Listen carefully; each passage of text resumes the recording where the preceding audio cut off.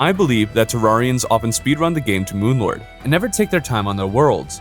I want to change that. So over the course of a year, I will be playing on this one world, with each stage progression being blocked until the start of a new month. I'm doing this so I can seriously take my time in each stage of Terraria's progression and see what it has to offer. So for the month of April, I've only been allowed to defeat the Wall of Fresh and Pirate Invasion. Otherwise, I could make no other form of progression. This is what happened. The beginning of every new month brings about what you would think is an obvious thing to do. With a new stage progression unlocked, I would usually get right to fighting the next boss or bosses on the list in the first week and go from there. However, this month is a bit unique. It's the 5th month in the challenge, which means we can now defeat the Wall of Fresh and enter hard mode, as I mentioned in the intro. However, there are several key problems that would arise if we were to fight the Wall of Fresh immediately. The first problem is that I can't fight any of the mechs until July, because in June, I will only be able to fight Queen Slime. This means that if I entered hard mode at the start of the month, that I would be in hard mode for 2 entire months before I could fight a single mech.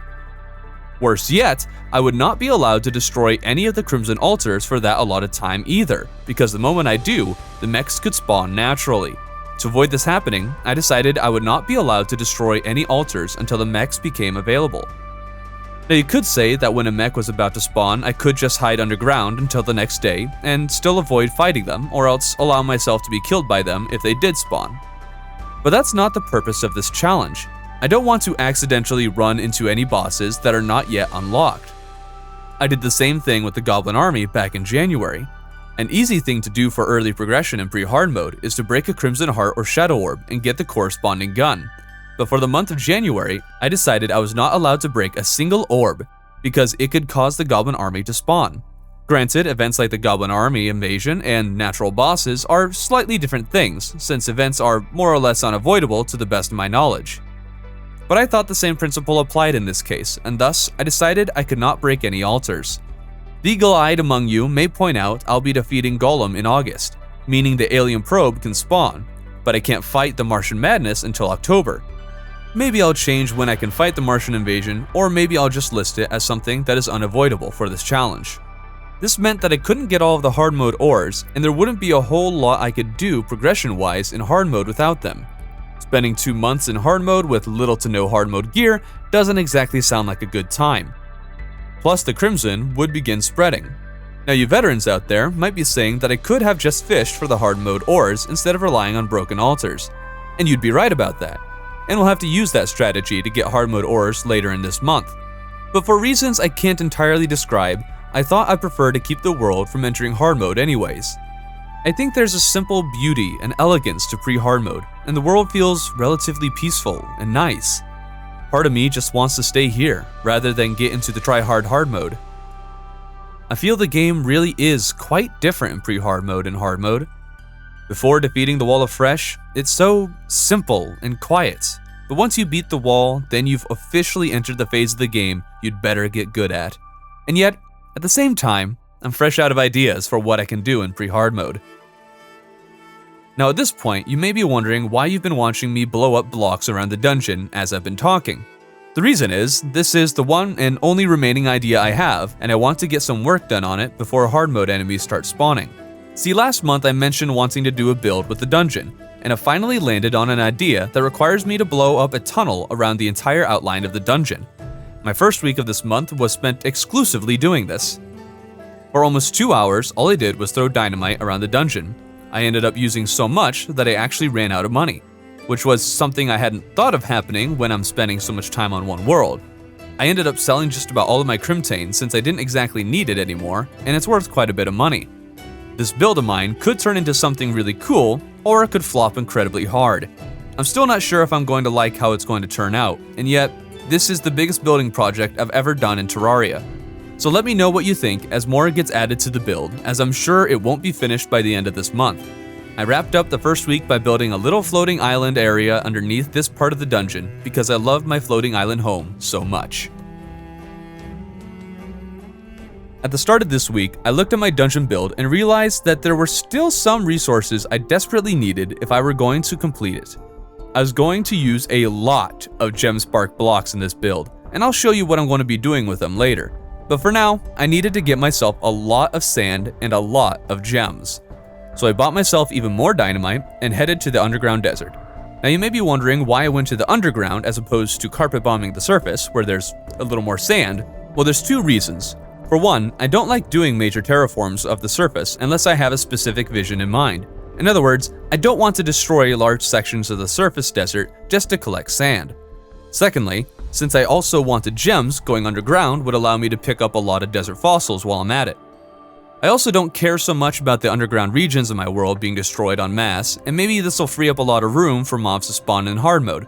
So hopefully this area gets corrupted, since a place to farm desert spirits would be nice. On the topic of farms though, lots of people suggested in the last video that I should make some farms pre-hard mode. But the thing is, I don't make or like farms, so I haven't created any. And I won't be making any, at least not for now. I struggle with explaining my reasons sometimes, so let me see if I can today. The entire purpose of a farm is to, of course, make it a lot easier to get rare drops from enemies by optimizing an area to make it so more enemies spawn, or else make it incredibly easy to kill them. I understand the draw and appeal for such farms, since it can be a real pain trying to farm for some of these rare drops, while enemy spawns are hindered by confined spaces underground. I also understand people who don't feel like going through the time of their day just praying that they'll get that lucky drop before they've wasted several hours of their lives looking for a biome key or rod of discord. But I have never liked the idea of creating something in a game that's designed for me to be able to walk away from the game. Why would I want to create something for the sake of playing a game that is meant to operate without me actually playing it? Now there are also farms that I could create that would require my active participation, and I'm less adverse to that idea. But I always felt it made the game a bit more boring. Don't get me wrong, running around in circles for hours, begging enemies to drop the thing that I want isn't exactly riveting stuff.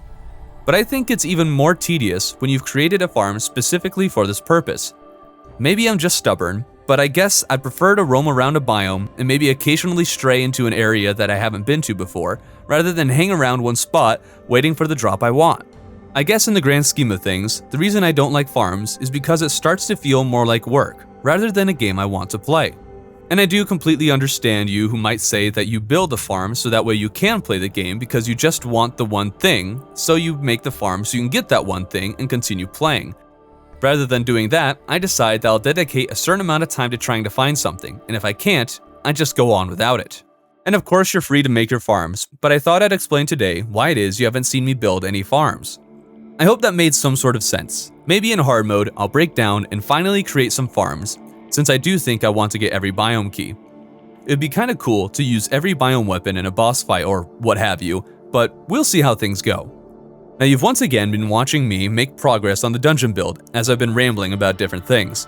The actual build side of things went into full swing during the second week. You've seen the very beginning stages of it, and I admit, it doesn't look all that interesting right now. And this week definitely is when I started to wonder if I was wasting hours of my life on a build I'm going to end up hating. But basically, I'm going to be placing these stone slabs and slab wall around the entire area that I blew up. After that, I'll be using the gemspark blocks I collected to make these glowing green pillars all around the tunnel. I'm going for a kind of radioactive science lab nuclear testing site vibe. It's a bit different than what I typically like to do with builds, but it came to my mind at the end of last month and I decided to go for it. Still not sure how it's going to turn out though. I also split up my time a little bit this week with some fishing. I thought there were more things you could get from pre-hard mode fishing, but from what I'm hearing, there isn't really a whole lot that is great. Let me know in the comments if there really are some cool and rare things that you can get while fishing in pre-hard mode, because I don't fish that often, so I don't really know. I didn't end up with much of anything, but I did collect some fish from the Crimson for potions later in the run. I also fished up a few crates, and don't ask me why, but I like stacking my crates and not opening them.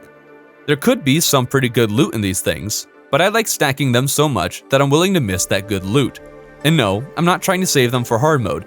I know there used to be a strategy where you'd fish up a bunch of good crates pre-hard mode, and then open them in hard mode, and it'd get you all the hard mode gear right off the bat. But that's been fixed, and I'm glad it was. I just like stacking crates.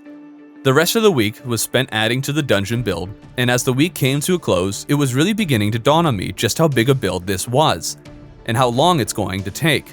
There's also one thing I'd like to request from the 1.4.5 update that'll be coming out. and that's a way to create a max stack of something with a click of one button, or else a way to speed up the process. I have to make so many stone slabs for the dungeon build, and it takes a hot second of just holding left click just to get one full stack. If anyone knows how to get Red's attention, I think this would be a great suggestion. Maybe if you like, comment, and subscribe, they'll see this video.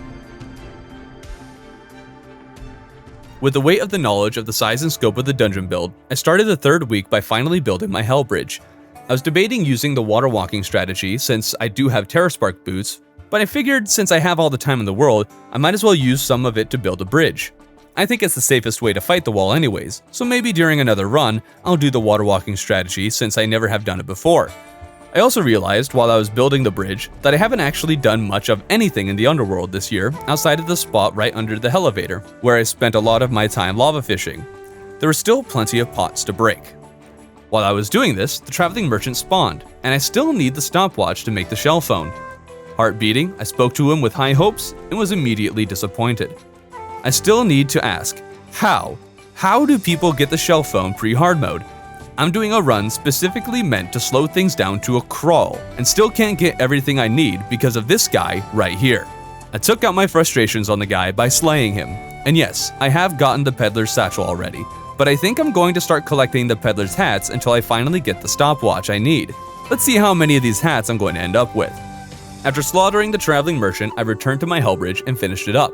When I went home to put the blocks I had collected away, I realized I was running low on storage space. This is why you should always make storage underground in a place that is basically infinitely expandable. But I wanted to do something different for this run, and this was the worst run to do that.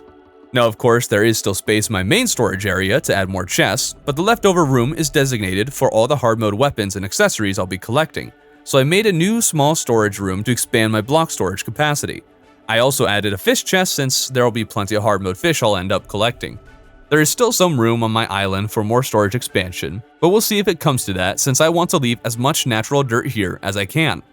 I wasn't feeling at all that motivated to return to the dungeon, so I did some underground fishing for more cave fish. I went to the desert pool I created and realized there were no palm trees, so I planted a few seeds and brought my teleport to the dungeon a bit closer to the dungeon itself. But since I spent so much money on dynamite, I couldn't buy enough wire to get all the way there. I then got some work done on the dungeon build, and once night came, I returned to the surface and did nothing but kill the Eye of Cthulhu all night so I could collect the crimtane that it drops and sell it off for money. Maybe there's a better way to farm for money pre-hard mode, but this is the one that I could think of.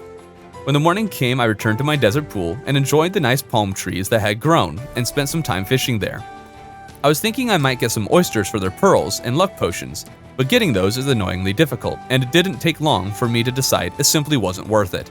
But I had used some fishing potions while I was there, and I didn't want them to go to waste, so I went to do some lava fishing, but didn't get any of the crates I was after. I genuinely was starting to get bored at this point. Motivation to add to the dungeon build had entirely drained, and I now was just roaming around aimlessly.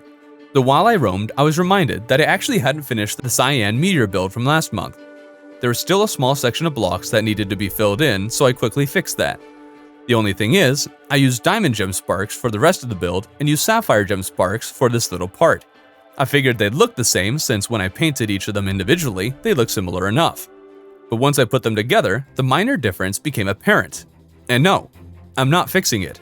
This is going to stay here forever, and every time you see it, your OCD will kick in.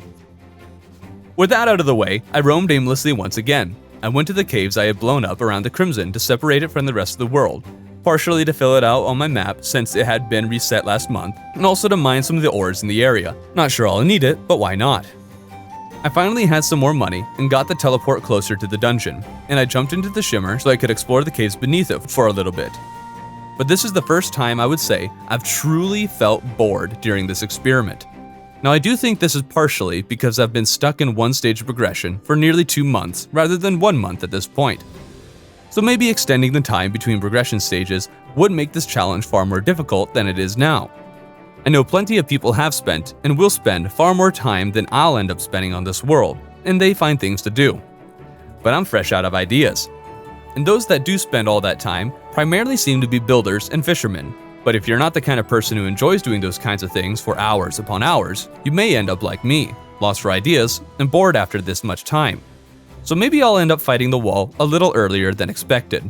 This month will be 5 weeks long as opposed to the typical 4, and I was thinking of fighting the wall on week 5, but maybe I will end up doing it on 4. Before moving on to week 3, if you've been enjoying this video, be sure to like, subscribe, and comment something below. It really helps out the channel a lot. This challenge will take an entire year, and by the end of it, I'll be throwing 1 stick of dynamite for every subscriber I have.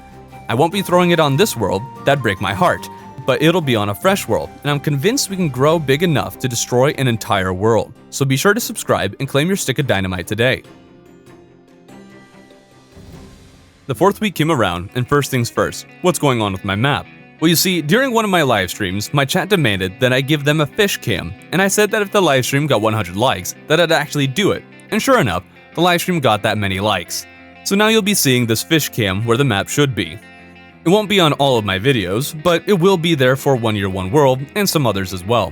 So enjoy playing Where's Waldo with a fish, my Discord called Thorfinn.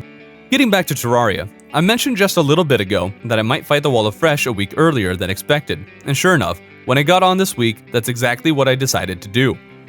Now I went to the underworld a little overeager for the first fight since I forgot my voodoo dolls, but when I returned home, I kept looking through all of my chests over and over again, and couldn't find them anywhere. I had a boss summon chest, but they weren't there. I went several minutes looking and almost gave up when someone from my chat mentioned they had spotted it, so thankfully, I didn't have to go searching for more voodoo dolls. And no, I'm not going to build a house, move the guide in, and then drop him into lava. But when I went back to the underworld, I forgot I had swapped to my ranger build, and my melee build is the only one with a horseshoe, so I accidentally died. And when I went down again, I nearly made the exact same mistake, but clutched it at the last second. Oh! Oh! Let's go! I was really proud of myself for that one, so I had to share it. Now when I was about to summon the wall, I went into it about the same way I have been approaching all the bosses on this world, and that's haphazardly. I went into it without any potions. I was using Crimtane instead of Hellstone armor, partially because I think I sold most of my Hellstone to buy dynamite earlier, and didn't feel like mining more, especially since I also needed more obsidian. I also didn't have the Demon Scythe for my mage build, which is my favorite mage weapon to use against the wall. I thought for sure I had it, but apparently I didn't. So slacking on prep, I summoned the wall for the first attempt. I was also determined to use build swapping against this boss since I hadn't really been doing it for most of the other bosses in pre-hard mode, and the wall was a pretty good way to practice because it's pretty hard to do. You have to press the right hotkey to swap to the right build, and then also switch to the right weapon. It may only be these two things, but it's harder than you'd think. Or I'm just bad. The first fight went relatively well, but I felt a little low on health and had to hide a bit to recover, and this gave the wall plenty of time to chase me off the hell bridge I had made, and at that point, the fight was basically over. For the next attempt, I put in a little more effort, getting meteor shots instead of musket balls, using the Hellwing bow, and also utilizing potions. I still didn't feel like getting Hellstone armor, so I kept my Crimtane and tried again. And this time, I came out on top, which actually kind of surprised me. That was a lot easier than I thought it would be for Master Mode. Now that I was in hard mode, the first thing I did was search for the new hollow and crimson biomes that spawned. I found the hollow on the right side of the world next to the jungle, and apparently the hollow can't hollowfy the jungle, so that's pretty epic. But when I searched the other side of the world for the new crimson, I was a little confused because I didn't see anything. It all looked just about exactly how it did before, and that's because, as it would turn out, the new crimson spawn just so happened to be on top of an existing crimson biome. So I get to keep more of my world pure than I thought I would. This is the best thing I could have asked for. Another traveling merchant spawned, and I killed him for not selling the stopwatch, but his hat burned up. You can see I've started hanging up the hats of traveling merchants who didn't sell me the stopwatch. Guess I'll need to leave an empty one for that guy. Now the thing I needed to make sure I did right away was separate the crimson from the rest of the world. Usually this isn't a problem when I'm trying to beat the game, but since we'll be here for a while, this is absolutely necessary. I even separated it off along the slant that the underground crimson spawns in, just so I could preserve more of the world. Though on the left side, I didn't worry about that so much, mostly because I was more interested in preserving the tundra than the little bit of forest to the left. With that accomplished, I fished at the ocean a bit for crates and hard mode ores. And then I fished in the crimson, because apparently there are some cool hard mode things you can fish up in the crimson. Turns out that is right, because after a little while, I fished up this blade tongue, a weapon I'd never gotten before, and had only ever heard mentioned by name in the past. This is one of the reasons I am doing this challenge, to find some of the rare and obscure things that you wouldn't normally get, because they're not part of your normal gameplay loop. I normally ignore fishing altogether because, well, it's not the most interesting thing in the world. But this challenge is making me warm up to the idea of doing it more often for the sake of getting those special weapons. Finished off the day by buying some corrupt seeds from the Dryad, and next week, the plan is to separate the Hollow from the rest of the world so it doesn't spread either, and to create an artificial corrupt biome in Hollow Desert. The final week of the month, and there's plenty that can be done. For the first time in what feels like forever, I feel as though there's plenty of things to do. But the first thing that I should do is probably separate the Hollow from the rest of my world. I already did this with the Crimson, but now I need to make sure the Hollow doesn't overtake my entire world. But then a blood moon happened, so my naive little self thought I'd try to fish up a Dread Nautilus and get the Sanguine Staff. The boss is already pretty rare, so I wasn't about to waste any time building an arena and got straight to fishing. I got 2 mermen pretty quickly, but then I fished up a blood eel, and after doing next to no damage to it and dying in 2 seconds, I realized that I probably stood no chance against the Dread Nautilus, and I abandoned the idea altogether. I went home and organized myself a little bit while I waited for the blood moon to end, because I also wanted to build a corruption biome in a hollow desert like I mentioned from last week. But of course, I need to get to blowing up a large chunk of my world to keep the hollow from spreading. So after I went to the underground desert to collect even more sand for the hollow desert I'll be making, I realized that the hollow actually had spread into it. I nearly forgot that both it and the Crimson spawn in along a slant. So I started a long journey of blowing up a slanted tunnel along the hollow. I could have gone straight down, but the hollow had gone along such a shallow angle that it even went past my elevator, so if I did that, then even my home would be surrounded by hollow eventually. But before that, I needed to kill another merchant for not selling me the stopwatch. He did have a blue chicken egg though, which was cool. There aren't a whole lot of things I'm really going to try to be collecting in this run since I'm not much of a collector, but I do like pets, so I will collect them. Blowing up the hollow along a slant took just about an hour to do because, unlike the slanted Crimson, this one was wide open for enemies to spawn. And worse yet, most of it was in the desert, where plenty of dune splicers and sand poachers caused me issues. After all, I still have pre-hard mode gear, and the underground desert is honestly one of the most dangerous places early hard mode. Maybe even hard mode generally when it comes to biome enemies. The only real thing to note was that my chat, since I stream each of these live, kept on going on about me missing some pearl sand along the way. I even used Biome Site to verify that I wasn't going crazy, and I think it's pretty clear my chat was trying to gaslight me into spending the rest of my time searching for non-existent pearl sand. Plus, I'm pretty sure they started a pearl sand cult in my Discord. I finished up separating the hollow, at least this side. I'll have to double check that the other side will be fine with the jungle in its way, and another traveling merchant spawned. Will I finally get my stopwatch? No. His hat burned up again. I think that's 6 of them though, at least since I started keeping track. With the traveling merchant slain, I got to work on building a corruption biome in the sky above my home. Maybe this isn't the best place to put it in hindsight, but I like consolidating things, so I guess this is where it's going to stay. I stylized a build to look as close to the corruption as I could with my meager skills and memory. I still need to find a wall that'll work to fill in the holes I left. Maybe I'll need to create ebonstone to make some of the proper wall. I don't know if there's a wall that corrupts into it. Let me know if there is. I also got a giant harpy feather while I was building, so after I was done, I went into space to kill some wyverns for Souls of Flight. The first one gave me 19, which was fantastic, and I went home real quick, and when I did, the traveling merchant spawned. Maybe, just maybe, I could finally get the stopwatch. I spoke to him, and there it was. At long last. At the end of May, I finally got the stopwatch and finally crafted my very first shell phone. Shell phone in hand, I started going back up to space and realized that I hadn't filled in the little lake area that I had prepared in the corruption biome. So I filled that in, went up to space, died once to a wyvern, and then returned again and beat one. I now had enough Souls of Flight to make wings, but when I went to my anvil, I realized you need a mithril or orichalcum one in order to make wings. A minor oversight. I have 9 bars of orichalcum at the moment, and I need 3 more in order to make an anvil, which is too bad, but we'll just have to save that until next month.